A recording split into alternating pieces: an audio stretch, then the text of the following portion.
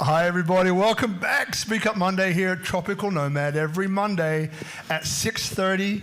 And come and join us live. We've got a great studio audience here. And being part of the studio audience is really cool because not only do you get to create or co-create and co-elevate this space, but you also get to kind of hang out with a bunch of like-minded people who you don't know.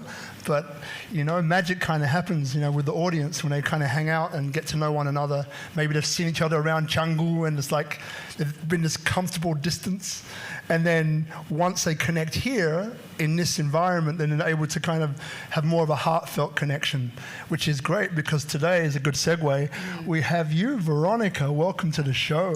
Thank you for having me. Great. And today, for those of you who are either involved in or want to become or want to know more about how you can turn your vulnerability into incredible power and strength and a way to connect with other people and elevate people, then you tuned in to the right episode. So Veronica, we're going to dive deep. Are you ready, honey? I'm ready. Yeah. By the way, I'm loving your outfit. Like, Thank you. I got to say, you have a very defined, powerful look. Like, where did it come from? You been in fashion or something, or like what created this beautiful look that I see before me? Probably my New York attitude. Came from New York, and I always liked looking unique and wearing whatever I want. So New York, you know, I've been to New York, love New York, has a great vibe. It's a city like a can-do type of city, is how I found New York, right? So, like, tell us a little bit about your childhood growing up in New York. What was it like? What people were you around? What was the vibe? Yeah, so I grew up on Long Island, New York, and I grew up in a pretty, like, ghetto, poor neighborhood. It was really poor and I actually, you know, when I got older too, I felt embarrassed about where I came from. I started, at one point when I got older, when I left my neighborhood, I started lying about where I came from because I said I was from a different town because I felt embarrassed about where I came from. And that's a big segue into like why I really embrace vulnerability and authenticity now. But yeah, where I came from, you know, like, I didn't grow up around a lot of money, but, you know, Long Island is like one of those places where, like, you either have a lot of money or you don't have a lot of money. And I grew up without a lot of money. And then, but yeah, like, I really always strive to, you know, I grew up in New York. I was like a hustler. And I always strive to get out of that town, that small town that I lived in. I grew up around gangs and, you know, like, just drugs and, like, that's how I grew up. And then I left and I moved to the city, which I always wanted to do. I always like dreamt of like being this corporate woman in business, you know, working in New York City, living in New York City, and I did that. Thanks for that. I get the New York, and then you go, New York City. So, you like that? It was like, what are you saying? By the way, I don't sing that well. I'm not sure if you noticed. But I'm learning. So the hustler mentality, right, that you mentioned earlier on. So can you tell us more about that? Like, where did it come from? Why did you feel like you needed to hustle? What's behind it? I think it came from, you know, wanting to be different, like wanting to prove, you know, my family that I can do it, prove to others that I can do it and I can make it out and I don't have to be, you know, just because of where I grew up or how I grew up doesn't mean that I have to stay there. Why did you feel that? So why did you feel that need to be different, that need to express these certain things? What was it within you that was driving it? Yeah, I just always had a desire to like do something else, travel. Like I would look at, you know, I would watch movies and I would see people do these incredible things, work from anywhere in the world. And I always had this desire to be bigger. bigger and better. And it just came from this, like, I loved meeting new people. I loved going to new places. So, I did that, and I just like didn't let where I came from stop me from having that. And it also, like, validation. I like that drove me a little bit, like, oh, how can I be different and better, and get out of this place. And then when I did, then it also turned into like me always looking for more and wanting more, and just like always. I'm happy that I had that in me, because that was like a big driving force for me. It sounds like it's a huge driving force, as you mentioned, and that's probably the thing that keeps you in the game, right? That one's gone off. What the hell? Doesn't matter. But my phone is no longer recording, but we got it here. Yeah. It's okay. So, so parents or your life growing up, because quite often what we find is that we either follow a parent, either directly or indirectly, from like, I do not want to be like my dad. I do not want to be. I'm going to be the opposite of my mom or the opposite of my dad. Like, growing up for you, is there anyone that you were impacted by, and if so, how were you impacted by them? Yeah, my dad was a correction officer, so he worked in Rikers in Queens, if you know where that is. So he always had this like really tough exterior. And he also wasn't happy. Like, he would come home and he was just like, he was around like shitty people, or like shitty, like he just didn't love his job, like he was just like in this tough environment every day. And then he would come home and like, my family life like wasn't really peachy keen. Like we were really terrible communicators, and like my mom's Puerto Rican, so she was just like really explosive, and so we would like, it was like fighting all the time. So like my dad would come home and not love his job, and then also come home to like family isn't really like nice to come home to, because we just didn't have the tools and the skills to relate to each other, right? Which is like a big driving force into why I do what I'm doing now. But yeah, it definitely it came from my dad, like not feeling happy, not loving his job, but did what he did got into what he got into because he went to school. He got his associates, and that was the best thing that he can do after college. And my mom didn't graduate high school. Like, my mom had a baby when she had my brother when she was 17.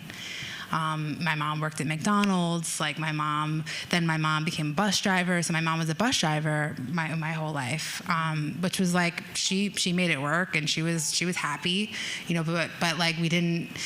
But seeing them not feel fulfilled and happy, like they were always.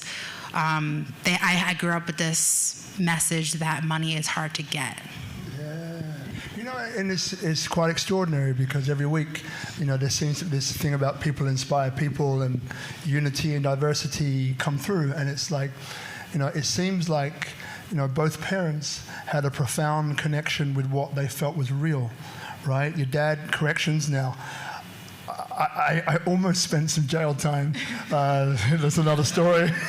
God damn. Ooh, I want to know about story. That. Shall I tell you? No, I won't tell you the story. It's like, tell us the story. No, damn it. So almost spent some jail time, but grew up around orphans in 2 children's homes for 18 years. And I was around hundreds of kids. Lots of them were in prison, right, for various patches. But so I had a profound sense of connection with what I believe was real as well. And your mum being a bus driver, like, these are things which connect us to people, everyday people, right? Which I think is kind of extraordinary. So last question about family is coming in. Your brother, right? So older, younger, older, and so what kind of person is he, and how did that childhood affect him? So I have 2 brothers, and he is a lot older than me. So we didn't get close until a few years ago, actually. After doing a lot of personal development, and like him no longer seeing me as this little girl, But my other brother that's younger, we're really close. We're both now. I'm close to both of my brothers now, but. I think how that affected him was he always like wanted to get out of my house too. So he left as soon as he could. My dad adopted him, when he was at an early age. So my mom and dad met like at a bar in Brooklyn, and then like as soon as they went on a couple of dates, then they got married. So it was like they had that escalator kind of relationship. And my dad took my brother as his own kid. So I think how that impacted my brother was it was hard to open up emotionally.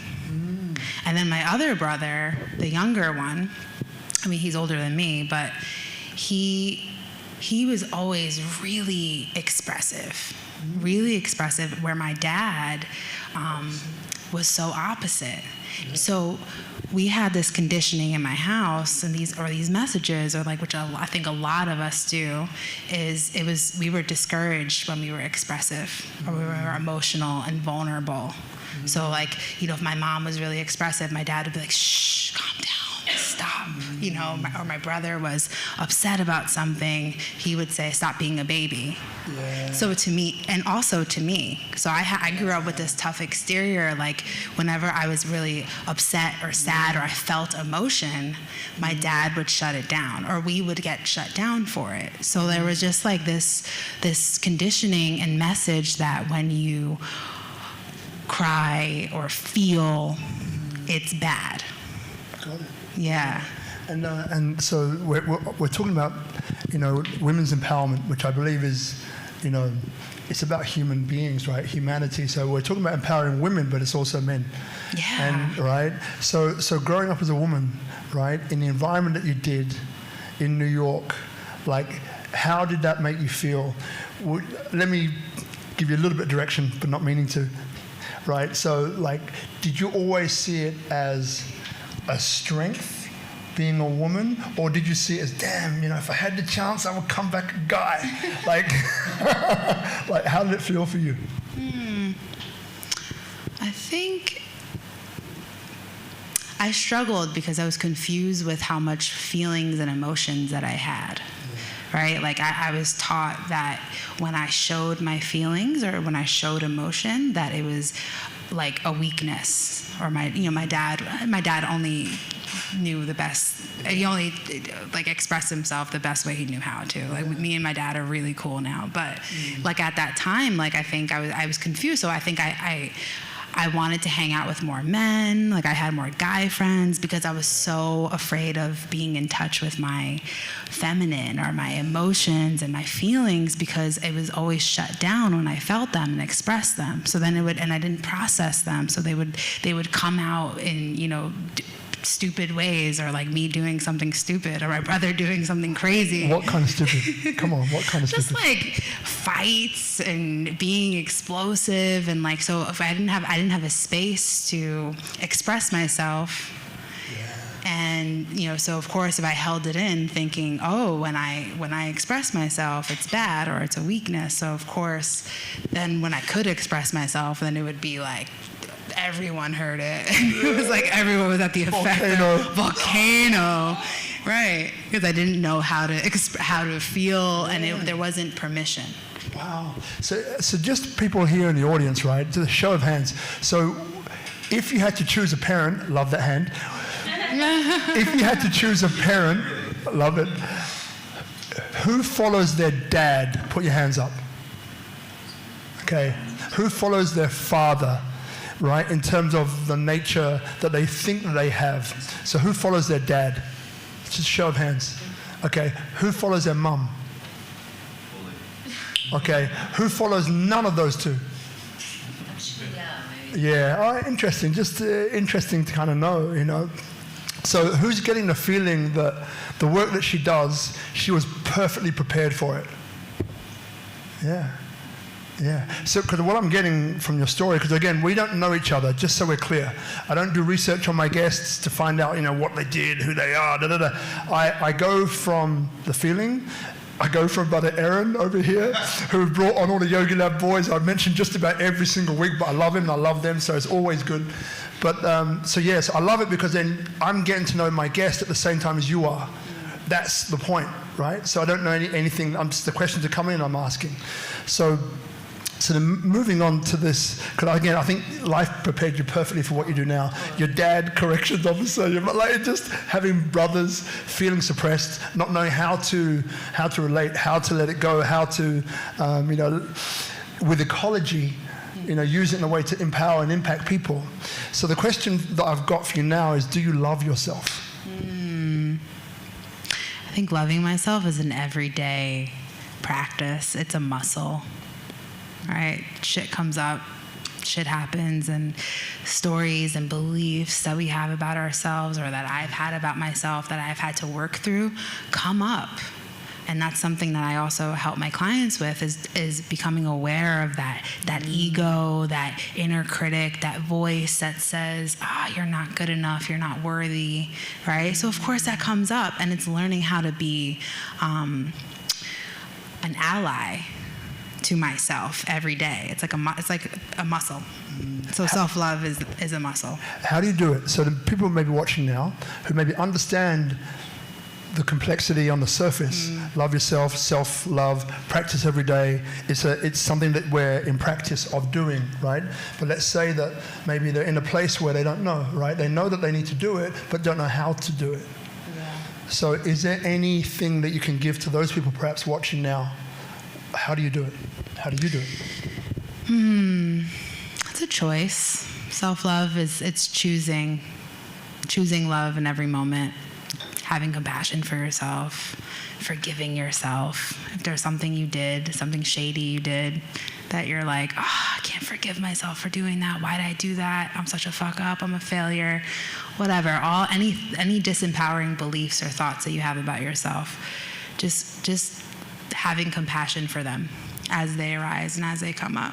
Got it. Yeah. So you know me by now because you've been a few weeks. I'm going deeper than that. and I think you're ready for it. So share with us the last time that came up for you and what you did, right? Because I think through personal, when you tell a story of you, then people are able to see you, right? Whereas if we kind of skate around on top, it's great, we get value, but it's not giving us what we need. So my question to you is the last time that happened for you in a serious way, what did you feel and what did you do? So I've been an entrepreneur for 2.5 years now. And with that always comes growth and learning and fuck-ups and failures. And last year I made a huge mistake in my business. I compared myself to all the coaches out there, and I started doubting myself, and I compared myself, and I started doubting myself, and I made a mistake. And this mistake hurt people, and it hurt me, and it hurt my business, and killed my ego, smashed my ego. And what that was I compared myself. I had a desire to be better, or I had that sneaky desire. I'm like, I'm gonna get away with something. And what I did was I used a friend's message and content and claimed it as my own in one of my programs last year. Wow. And I got caught. Wow. And the thing that was the hardest for me was, I came up with a brand 2 years ago about vulnerability and authenticity, and here I am being a fraud. And I mean, that was also extremely hard on myself too, right? But I had to really face that reflection and truth. And I cleaned it up. I cleaned it up. I did the best I could to clean it up and deal with it. I dealt with it powerfully. How did it make you feel? I want to get that. How did it make you feel? It made me feel like shit. Absolute shit. I didn't love myself. I literally thought about moving to like an island and just hiding there and just like never working again, or like thinking I was like literally creating a business in a jail. Like I was like what if should I work with prisoners? Like it was just like I was comparing myself to like someone who was like low, like just really thinking so shitty about myself. And feeling what it was the impact. I felt the impact that it had on the person, my program, my message, my values. Like it didn't align with my values. One of my values is vulnerability and authenticity. And because I had a desire to be really successful and to be as successful as I perceived my friend, and instead of like being vulnerable and being like, hey, like, can I use your content? Can I I just doubted myself yesterday. Can I have this? Or I really desire to be as successful as you. And I did something that was against my values, so that it like brought up all of this stuff for me. Like, wow, it made me just leave everything and really just go inward and fall apart and clean up everything that's out of alignment. Like, even I was in a 2-year relationship, and after like I grieved my business, because I just let my business die. I didn't teach, I didn't coach for a month. It was like funny, like how everything lined up for that too. Like my contracts ended, my program ended. Like it was just like perfect. So I had to feel that, and I allowed myself to feel it. I didn't numb it. I didn't suppress it. I didn't numb it by doing something. I mean, I thought about living on an island with, off bananas, but like I really went inward, and then it was like, then I got like really close to God. It was like just on my surrendered to my knees kind of experience. And then it was like, oh, you want to clean up everything out of alignment? Break up with your boyfriend too. I was like, okay, yeah, it's true. That's also like a thorn that I wasn't willing to poke.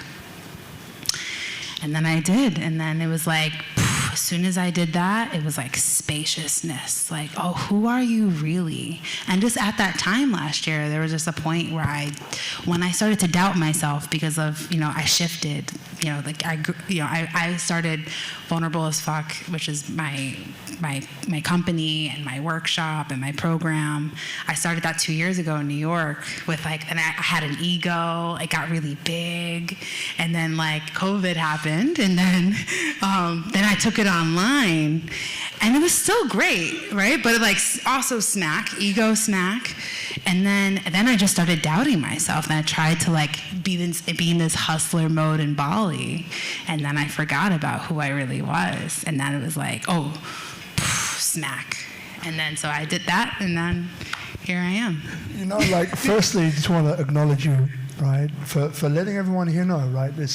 That is not an easy thing to let go of by any means, right? And I believe that that's obviously part of what's made you. And, oh my gosh. And it's like this thing of not the outside in, it's the inside out. That's why I asked you, how did you feel? What did you do? Not from the outside, but the inside. Yeah. So this thing about guilt, like forgiveness, like how do you do that? If someone here is feeling guilty about something that they've done, maybe it's not that. Maybe it's something else. Like, how do they forgive themselves? How do you do it? I looked at every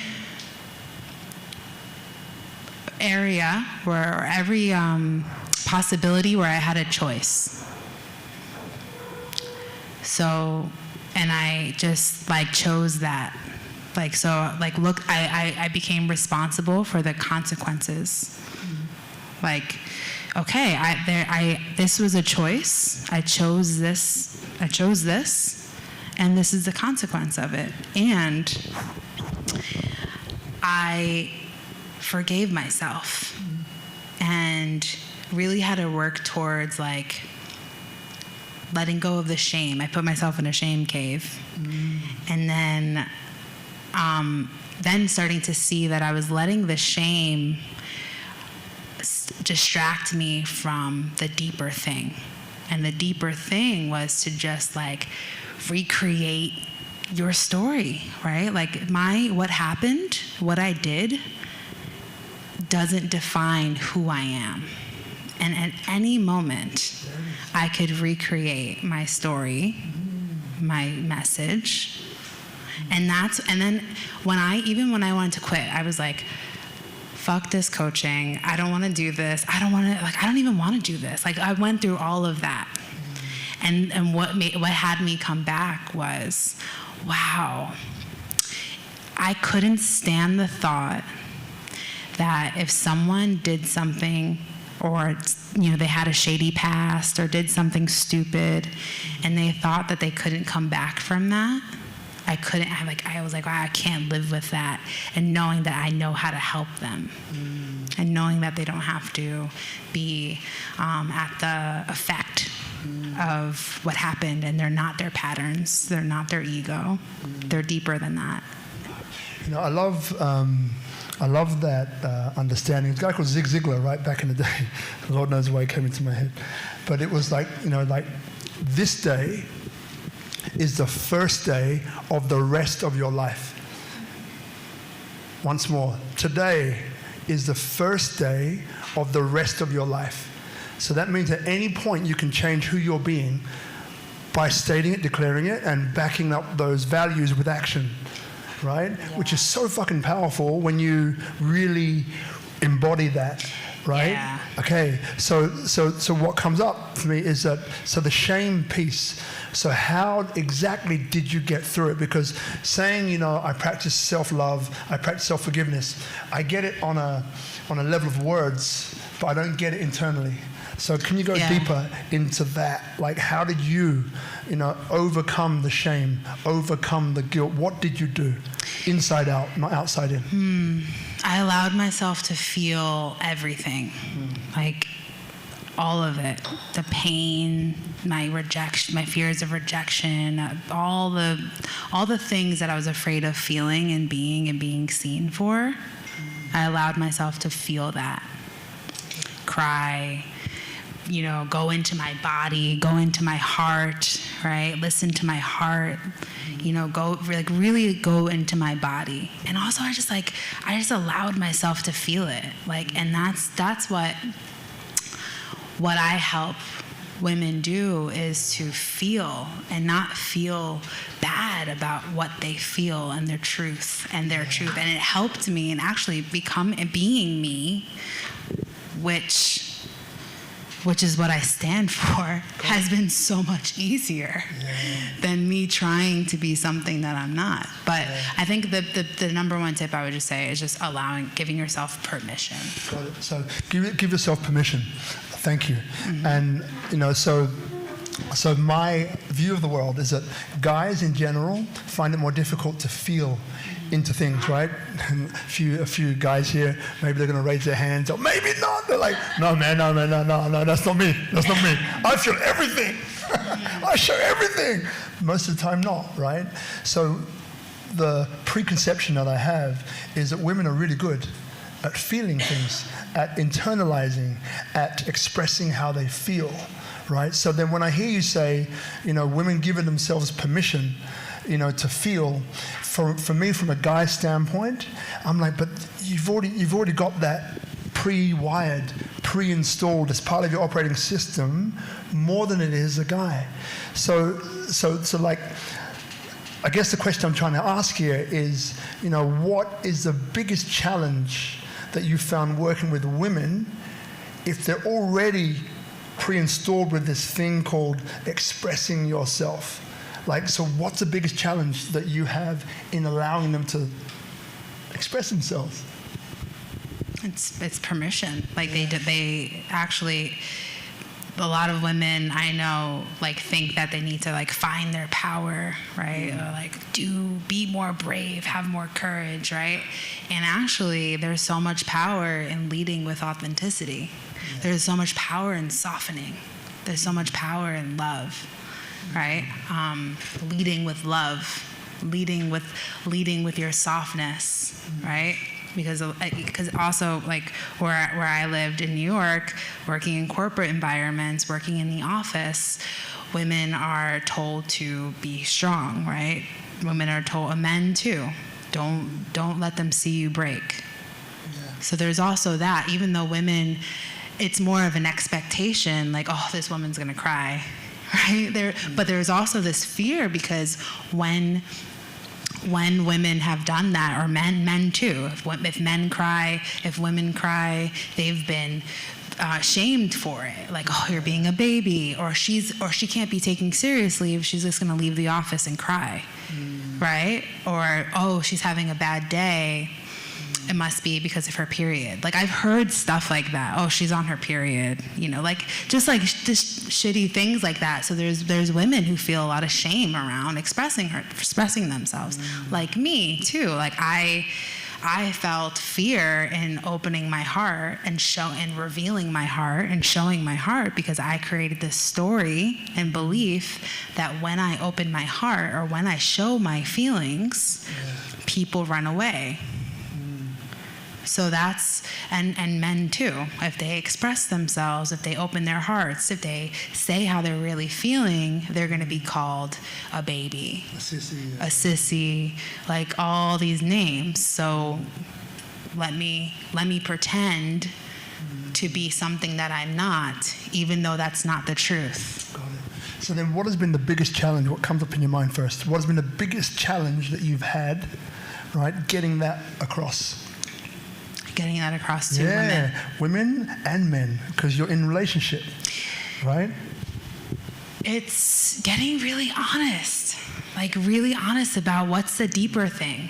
Because you can say, oh, I hate it when you did this. I'm so mad that you ate this piece of cake, right? It's not the cake. It was never the cake. It's like, what is it really?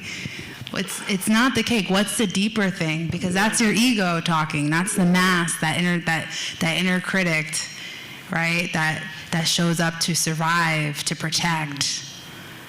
And then it's like I help women see the deeper thing. What's the thing you're really trying to say?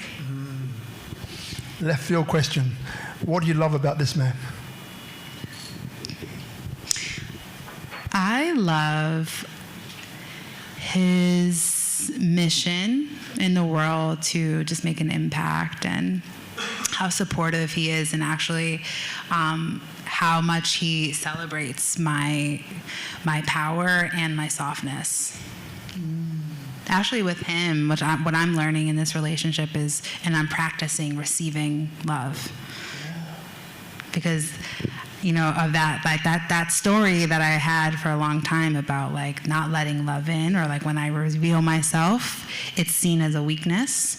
It still shows up sometimes, right? So I have to, like, in order to break that, keep receiving love. Like, oh, how can I receive more? And let that in, versus like, oh, no, that's too much. You said you were too nice. It's interesting, because for those of you watching here, we're talking about her beautiful partner, beautiful man, Aaron, who's an amazing guy. Now, here's the thing, right? So Aaron, if I can share this, my brother, you shared it already, so I should be clear, right? So Aaron was that guy who your dad was working with, right? You got me? Right. So Aaron was a guy who spent many years on the other side of the tracks, right? Doing things which were brutal, right? For some people. So, and he's an incredible man who's done so much work, and he's an incredible person, right? No doubt about it. But the interesting thing you just said, that you needed to practice receiving, right? Yeah. So what's that linked to? The receiving part. You said, I need to practice receiving. So what would you link that to? Intimacy.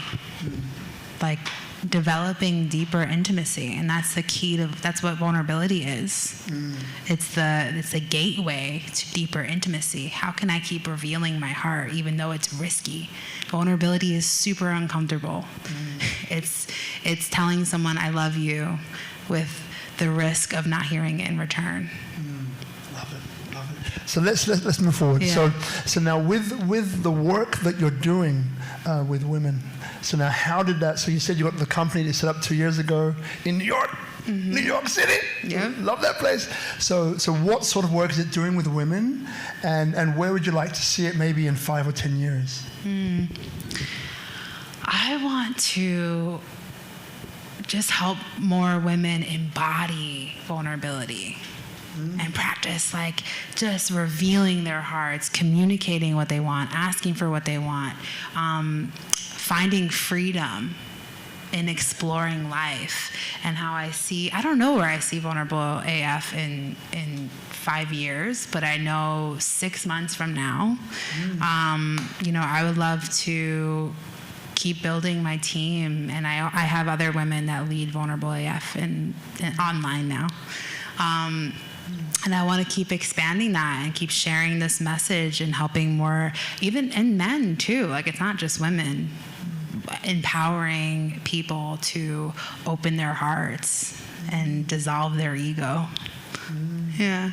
Got it. And look, I just want to acknowledge you again, right? Because, being where you are, right? Remember, I don't script any of these questions. I don't, I'm going to ask about this, I'm going to ask about that. It's not like that. It's whatever comes in. But in general, it's things that kind of maybe push or prod us, right, in different directions. And sometimes they can be comfortable, uncomfortable. So I just want to acknowledge you for being part of it and giving it, right? So I really appreciate that. And it takes a lot to kind of sit down and just let it go and reveal it. So I really want to acknowledge you for that. Okay? Thank you. Really.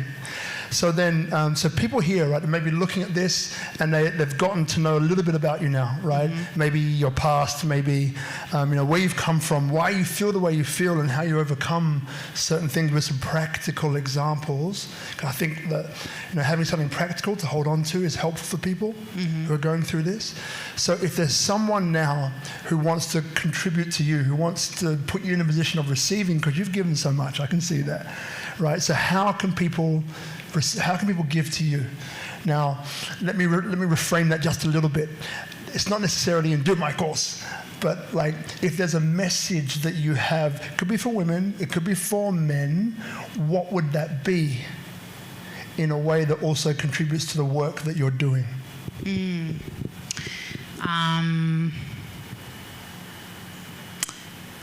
So just so I know what you're saying, how could I ask people to contribute to what I'm doing? Yeah, so the beautiful thing about this is that even though it's a Q&A, right? Yeah. It's not really about the questions. It's about what is prodded, what is, what comes up for you when you hear the question. And that's what you speak into. So whatever it means to you, whatever comes, that thing that came up in your head first, that's the thing. My thing is to ask more questions.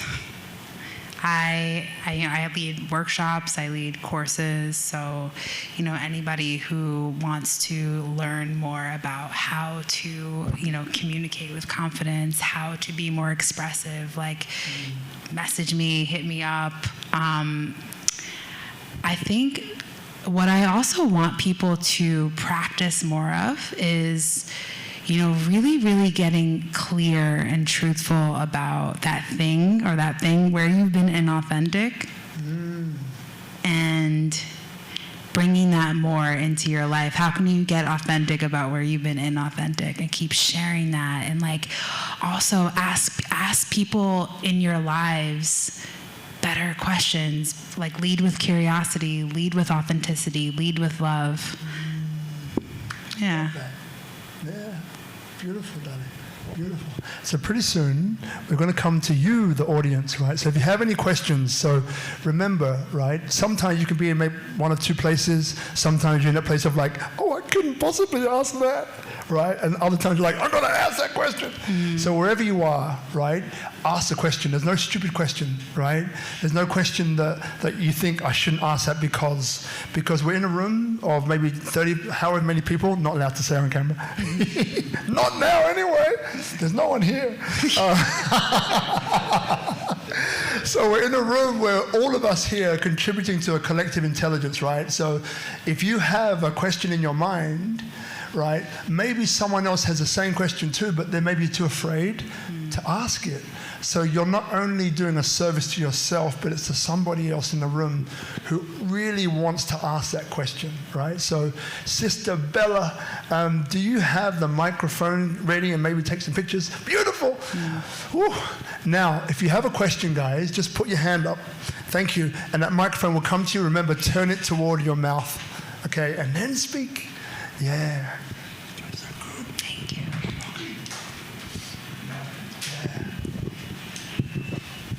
Hi, I really love your energy and how you express yourself. So you mentioned like you always recover yourself with your own history and with the message. So what is the message at the moment, at this period of your life, about yourself, but not as a businesswoman or as something like social media things, but mostly you think about yourself personally? Yeah, thank you. That it's not about me, and the more you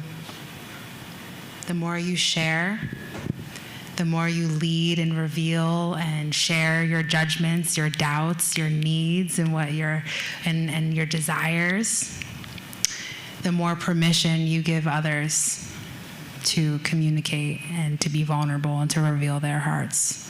So if there's something that you're withholding because you think, oh no, if that's going to expose me, like I just exposed myself, right? And I did that because it's not about me, and I'm willing to go there, even if everybody in here judges me, right? Because it's like, how could I share and inspire someone who may be going through the same thing, or who has a fear of making a mistake or being human and thinks that they're at the effect of their past or where they grew up.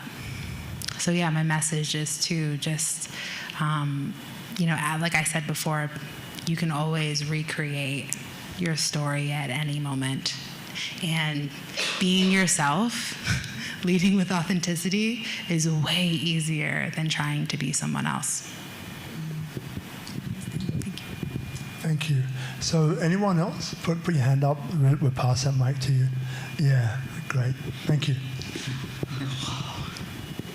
Should I ask you an easy question, or like hard a softball question. or a really hard one? Come on, hard question. Look at her. She's incredible. Ask her a hard question. I'll go with the middle of the road question. Must be a Libran. Yeah, just because I like you. So with what you teach, where does your philosophy come from, or do you subscribe to any specific philosophy? And if yes, what are those? Like, what's the root of your authority in your teachings? The root of my authority. I'm really inspired. I've always been really inspired by Brené Brown. I'm just inspired by courage. Anything that has to do with courage. Having the courage to reveal, having the courage to own exactly where, what you're afraid of owning. I've been really inspired by shadow work these days. Like just really, really owning your darkness, owning, places, your unconscious, and getting conscious about your unconscious beliefs about yourself. I think that does that answer your question? No. All right. I think so. All right. Okay. Who wants to hear his hard question? Yeah. Raise your hands. Who wants to hear his hard question? All right, brother. You're back on. My back on? Hard question. Cool. I have a couple, but Microphone up. into the mic.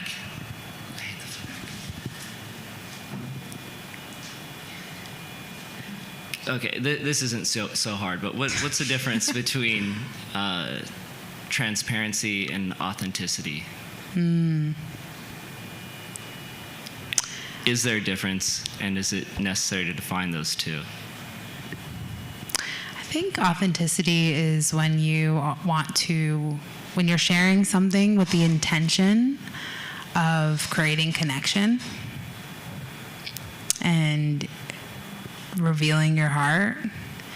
And then there's also calculated vulnerability too, like sharing something in order to get an outcome, right? So I don't think that there's a difference between being transparent and being authentic, but like I would say if you're sharing something with the intention of creating a connection, that's more authentic and not just being like, well, I'm just sharing it because it's my truth, right? Like, could you go a level deeper than that and reveal your heart? Like, what's the impact, like, of withholding, of your fears around sharing the uncomfortable thing that you're afraid to share? Because sometimes when people are like saying something like, oh, I just want to be transparent with you and straight up with you, and then it's also covering up the deeper layer of like, what's really underneath that? Like, how can I reveal my heart and create connection from this share? Thank you, Diana. You know, I love this whole vulnerability discussion, right? So, as most of you know, or some of you know, so I grew up for 18 years in a children's home in London, 2 children's homes. And so I wasn't with my parents, my mum and my dad. And so what happened was, about 10 years ago, maybe 15 years ago, a bunch of circumstances that led to me meeting my father again. And what happened was that because I'd let go of certain things, I had embodied certain things within me, guilt, shame, fear, these sorts of things. I was able to have a really vulnerable conversation with him the first time on the phone, and I was able to let him know. I said, look, no matter what you feel, no matter if you're carrying any guilt or shame or anything else like that, you don't need to, because, you know, I'm in a place where I'm happy in my life. I'm functional, I'm aware, I'm happy, I have beautiful people around me, I feel blessed, right? So whatever emotion or, as I mentioned before, guilt or shame you may be feeling, you can drop it because you don't need it, right? Because I feel really good. And I could feel like the out breath on the phone from him. So I felt the weight drop away, right? Ever since that time, we've been incredible friends. Incredible friends. Like we talk to each other maybe once or twice a week. Sometimes it might go to a month, right? Yeah. About everything, right? It's super cool. So this thing about vulnerability is so powerful because it impacts relationships. It causes, you know, things that we held against us in our ego, right? This is me and this is you. I don't like you. Right? All this crap that we can carry around with ourselves. So I love this vulnerability discussion. So when I mention vulnerability and relationships and opening up the door and creating a superhighway of connection, is there any stories or personal experiences that come into your mind that you'd like to share? Something that just came to my mind was the conversation I had with my dad when I revealed my heart to my dad. So I made up this story about him, that he was emotionally unavailable or socially awkward because he was just like very, you know, stern and mean. He was mean growing up to me, right? And I really desired, you know, my dad to like hug me and love me. I had these expectations of what dads do, right? But like, you know, my dad was my dad. He was just being him. And I didn't know how to ask for what I wanted from him. And so I kept him here too. Even though I wanted him to love me this certain way, I kept him at a distance. Like one time I was so mad at him about something, I didn't speak to him while I was living in the house for 6 months. I literally ignored him. Yeah. Like that's how like afraid of sharing what I really felt. So, then I started, when I found personal development, and then I became like addicted to personal development, learning all these things, these tools. I'm like, wow, there's structure to communication. Like, I can say this. And the thing, the main thing was being 100% responsible for the relationships and the connections that I want to have.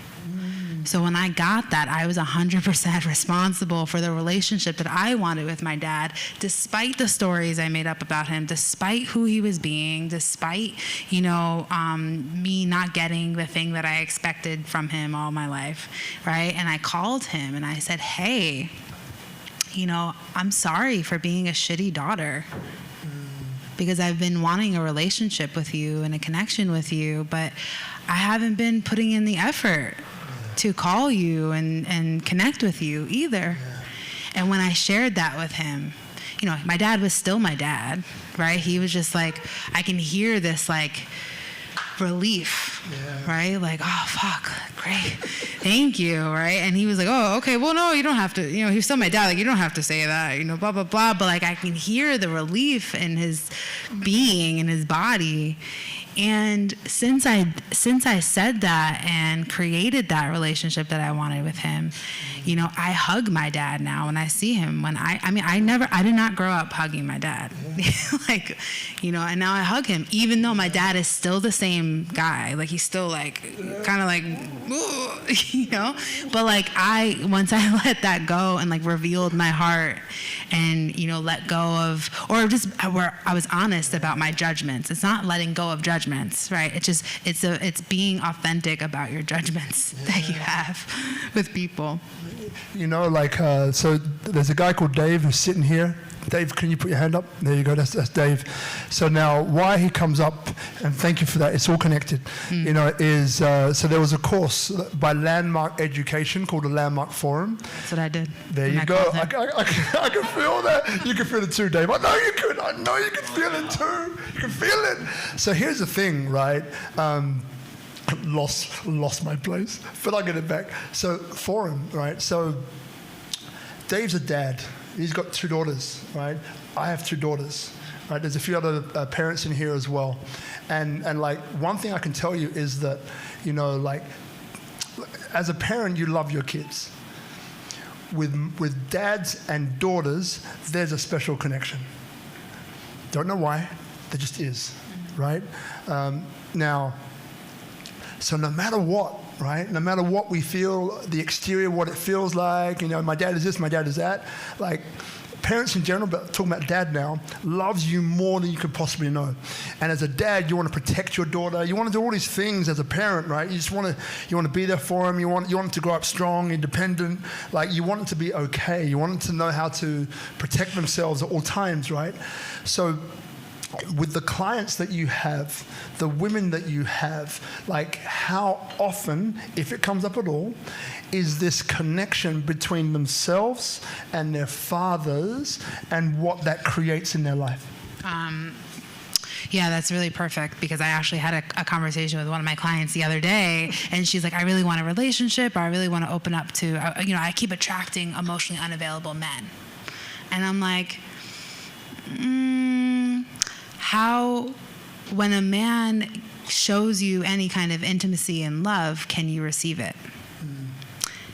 And we went deeper, and she had some issues with her dad, or not issues, but she had the same relationships that she had with her dad, and the same thing that she was saying about men and relationships, and like, she's like, I can't find, it's hard to, connect with men, or, I really want deeper intimacy. I really want deeper relationships.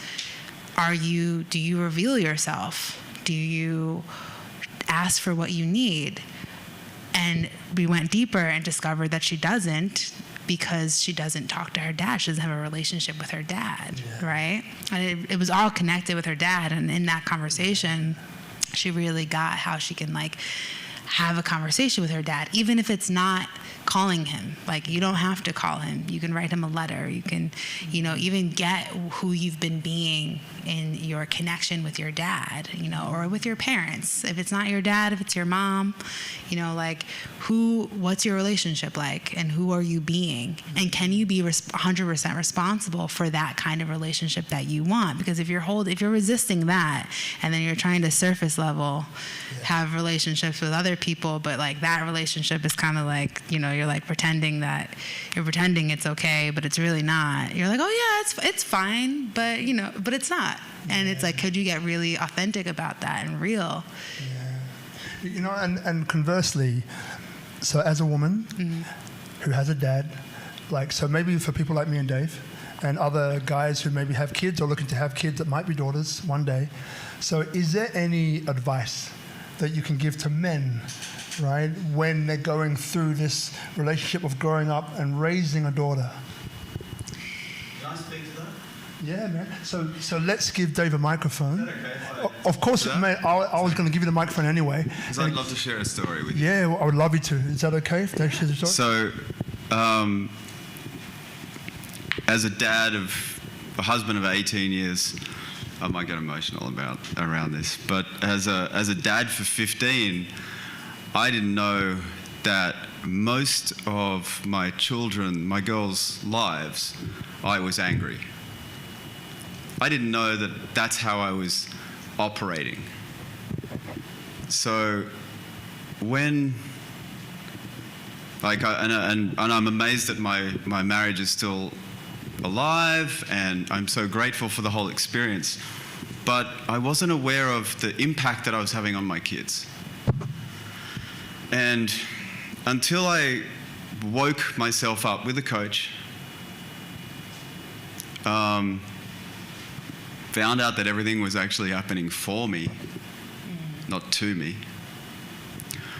I got angry at my daughter. I got upset with her. And she went into her room and went into tears. And I'm sitting with my wife and I'm thinking, fuck, I've done that thing again. But I didn't catch it. But I've done that thing. And I got up and I went into her room and I'm sitting with her and she's in tears. And I said, look, I'm sorry that I was angry again. And she turned to me and just said, oh, that's okay. And I said, this is where it's going to shift. So Lila, I want you to understand that it's actually not okay. I don't want you to see that I can be angry or I can be upset or I can be any way I want to be, and then for me just to say sorry and you say, okay. And why? Because I want you to be respected by men. This is not who I want to be. This is who I'm trying to shift myself into being now. And you're helping me with this, like this is the gift of having girls, or having children, like I'm grateful that I woke up to this. And then I can share it with them. Dave, thank you so much for sharing, man. I really was going to hand you the microphone. I felt called to hand you the microphone, so I'm glad you took it. Like, with my daughter as well, right, there's, even I think as early as yesterday, I was angry at her for something, and just hearing you talk into that kind of reminds me as well, right, that I have responsibility, and in that I failed on that occasion. And it's interesting because, we're talking here about vulnerability and connection between dads or parents and kids, but in this case, daughters and dads, right? And it's interesting because, again, like that's very alive for me at the moment. And just like, how can I, in those, because okay, for those who don't have kids, I'll say one thing and you'll get it instantly. It's like, how is it that kids push your buttons? The answer is because they installed them in the first place, right? So they know where to push. It's like this spiritual thing that is beyond your comprehension, but it's there, right? often, and there's a lady called Dr. Shafali, an incredible woman, talks about conscious parenting. And what that is that we're not here as our kids to live through our kids, right? My kid's going to be the next Tiger Woods. My kid's going to be the next Michael Jordan. My kid's going to be the next blah, blah, blah. No, we are custodians of these beings, right? And it's not about what we want for them. It's about what they're here to teach us about ourselves, which is a huge thing. So again, it's not about us controlling and like, I want my kid to be this. That's Western. Eastern mentality is more about custodian of this being, and it's what are they here to teach me about myself. And as Dave mentioned, that these points when you get angry with your child or angry with your partner, right? But kids push the buttons, right? Is a moment where you can have a huge breakthrough if you allow it to, and if Dave said, if you catch it. And it's interesting because being a conscious person, I'm always catching myself, and a lot of times I miss it. I do. Yeah, but human. Yeah, but the idea is mastery, right? So on that tip of mastery, you know, like when I mention to the word mastery to you, what comes up? Mastery. I think it's this, I mean, I hear it as like knowing how to catch something when it comes up. It's not defeating something. It's not like, oh, I don't do this anymore, ever, right? It's just being really real about when something comes up. Oh, there's that thought again. I can be with it. I'm not that thought, or I am not that experience, right? And it's just like mastering the thought, mastering the mind. Just being in someone who's in constant discovery. And someone who is like willing to, you know, keep diving into that thing, leaning in. That's what I think about when I hear mastery. It's not this like, oh, I'm enlightened and I never have to look at this problem again. That problem will always be that thing. Like my story or how I grew up and my experiences have always been, they'll always be my story. And me trying to, like I said in the beginning, I said I lied about where I came from. You know, like at that time, I remember like I would hang out with like people who had more money, and I would start because I felt this like embarrassment or the shame of my parents and like where I grew up. And then as I started to really dive into vulnerability, reveal my heart more, like I let go of that story and that shame that I had, like, and now know like that who I am, where I came from, my life experiences, the lessons that I've learned, the gift, like what happened last year was a huge gift. It happened for me totally, and it's like that makes me who I am. Right? Or like that, I mean, it doesn't define who I am, but like where I came from, like I'm just like embodying that more and embracing that more, which is the, you know, topic of this talk is how to embrace vulnerability as your greatest strength. Like your pain, your story, that is your power. So if you're feeling like, I didn't, you know, this is where I came from, or, you know, I didn't really have a story, and, you know, maybe my life is boring. Like, no, like there's something, what lessons have you learned? And that thing that you've been hiding or avoiding is your superpower. That thing you're hiding, the thing that is your superpower. Love that. And we'll get to that in a second. What I'm being called, does anyone feel like sharing perhaps something that they've picked up today that maybe is different for them, or something like an insight that they've just had or had in this whole discussion? Feel free to share it. Aaron? I had a question. Yeah, it's okay. Well, question's good as well. First of all, Aaron, I'm a huge fan of your work. Huge fan.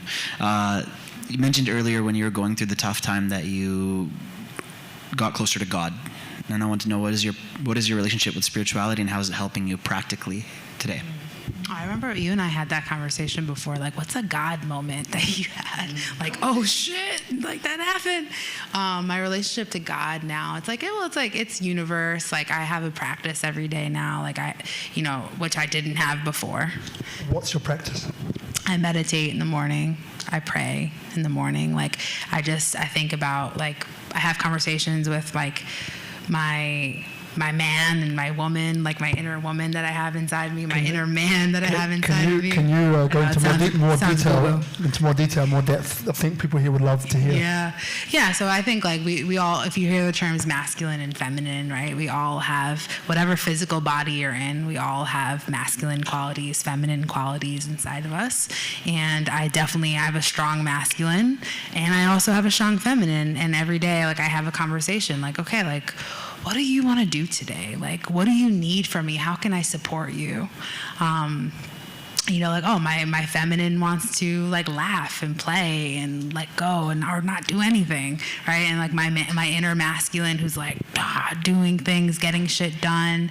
Like, I have a conversation, like, okay, what do you want to do today? So it's just like a practice that I have to really give myself space and permission to be both, right? Because that is the internal battle that I had growing up. Like, I didn't have permission, or I didn't think I had permission to be, emotional and feminine and creative, right? So I suppressed that part of me, and this, like, was constantly, like, working and doing and getting shit done all the time. So how can I have a balance of both?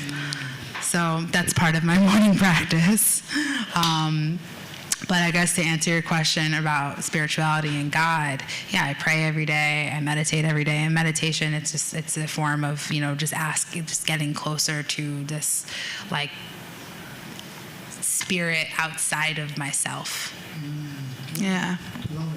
So guys, we've probably got we've got a bit of a time commitment for you. So we've got another 5 or 10 minutes. So does anyone have anything that they want to share? So anything which maybe has come up for you today, or something that you were thinking, that thing, I'm going to go away, I'm going to try it. Or maybe that thing was hidden from my view, and now it's just popped back on my radar. Damn it! I need to do that thing, right? So if there's anybody who wants to share that, just put your hand up and we'll get the microphone to you. Oh, one over there. Cool, brother Julian. Yeah. So is the microphone there, Bella, somewhere? I think this young lady would like to say something. Yeah, so ladies first, and we'll get to brother Jules. Thank you. I've been waiting for this mic for like 30 minutes. Anyways, Veronica, thank you so much for being here and for being vulnerable. And I can totally relate to the story when you saying that some of the women, they have lots of masculine, and actually not all women can express their feelings. It doesn't come that natural to us as you would have thought so. I grew up without father, and sometimes I'm actually thinking maybe it's better to have no father than, I don't know, some fucked up father. At least I was not traumatized, like, even more in my life, right? And to me, vulnerability, it's quite difficult subject, I would say, because I'm not always know how to express myself. And I really love your story. It's very inspiring to me. At the same time, I still can't kind of grasp what could be the practical tools for me to get in touch with my authenticity and with vulnerability. What can I don't know, do every day, or how can I practice to get more closer with my vulnerability and authenticity? Mm-hmm. Thanks. Thank you. I'm so happy you're here too. So my 3 values or pillars, steps that I really focus on in my work and my programs is awareness, having awareness of your beliefs, your stories, your patterns. Second is courage, having the courage to express your needs, call someone that you've been withholding, or asking for what you want, expressing your desires, revealing your heart. And third step is vulnerability, revealing your heart, getting really honest about where you've been, about your judgments, about your self-doubts. And really, in the vulnerability piece, it's like listening to your heart, like going into your body and listening to your heart, because your mind is always racing. You wake up in the morning and you have thoughts, and you have thoughts about your thoughts. And if you listen to your mind, it's probably not the truth, right? Your mind is there to protect you or your thoughts that are coming up, right? It's like logical, it's practical. But if you go a level deeper, okay, like all right, my mind said this, or my thoughts are saying this, but what does my heart say? What does my body say? Like, what's my instinct on this? And learning to keep trusting that, and being with the thoughts that are racing. Oh, maybe I shouldn't say this. If I have courage, or if I develop courage to say this thing, but my mind is saying, no, don't do that. He won't answer you back, and if he doesn't answer you back, that means he's gonna leave you and he's gonna reject you, and oh my God, no, that's stupid, right? Okay, hold on. Tap into, like, what does my heart really want? What's the truth in that? What am I afraid of? What am I projecting? What am I holding back? Like, so there's a softening, like allowing yourself to just soften in what your heart says instead of the thoughts that your mind is telling you that you think you want. Did that answer your question?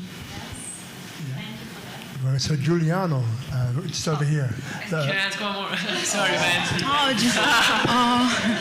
That's twice, man. Yeah. Goes to me twice. Where's your respect? Sorry, man. It's gonna be there.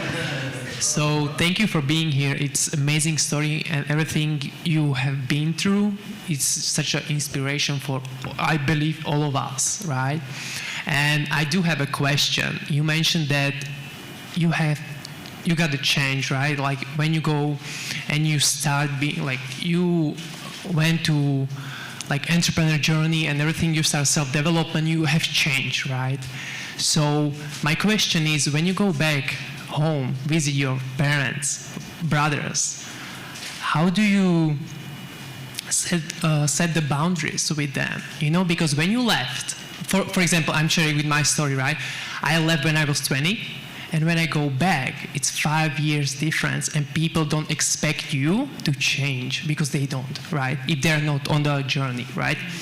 So when you go back, they see you as a 20 years old guy, girl, or whatever.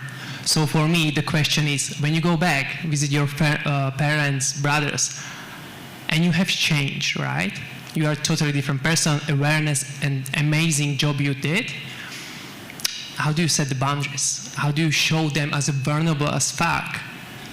Show them, you know, like, I am different and I want you to treat me like a different person. You know what I mean? Yeah. Yeah. I stopped putting expectations on how my family and how my friends should be. I love them anyway. And yeah, I have boundaries, and you know, like my brother and I, like we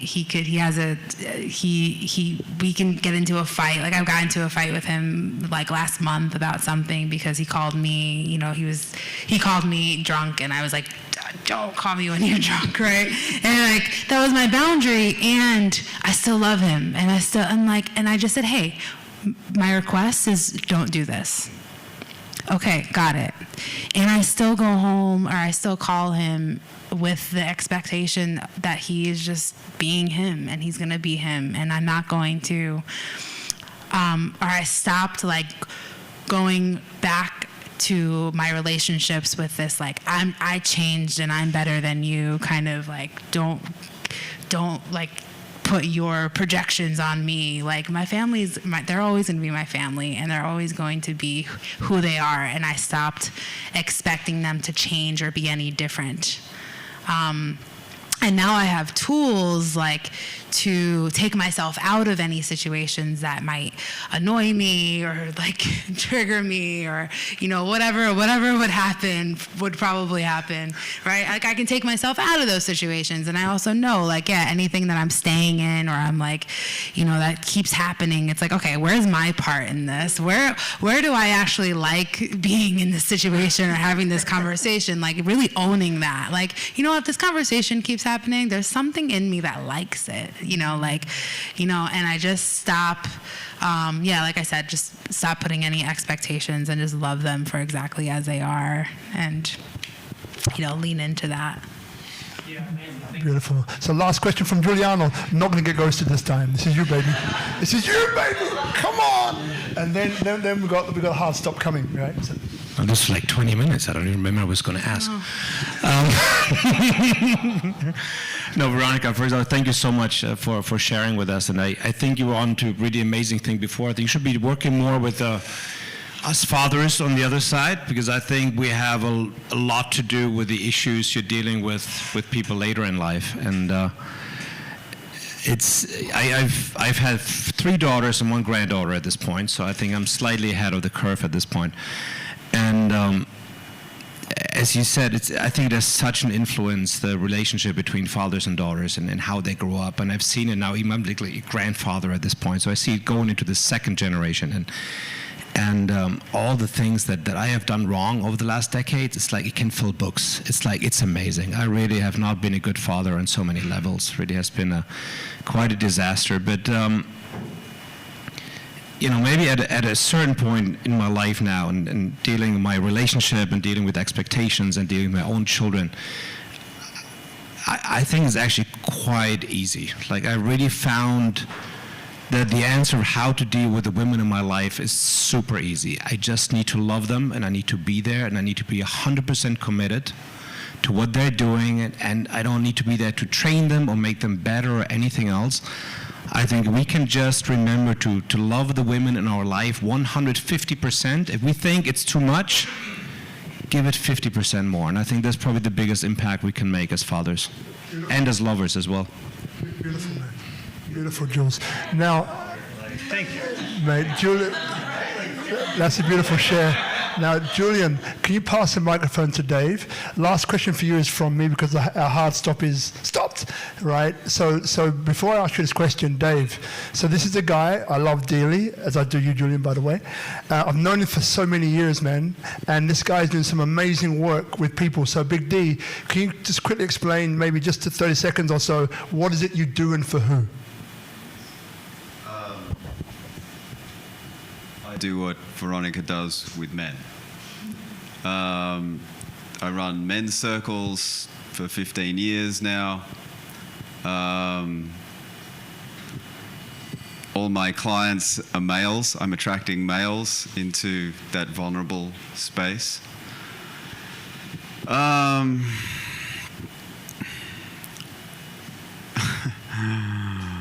am I doing now? I'm actually like the most grateful human man, I feel like, on the planet. Like I'm actually having an affair with myself. Like that's kind of what it feels like.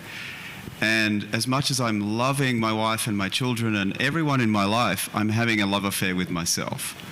And it's on a level that I've never experienced. And the story that was the story that drove my negativity, I wasn't really aware of until I had a conversation with my mum, because I was told that, you couldn't speak when you were a little boy. And I'm like, what are you talking about? And my mum's like, yeah, not my mum, my aunt, my other aunt, my grandmother told me that mum sent you next door to the neighbors to learn how to speak. I was like, what age is this? I think you were about 2. So I had no idea.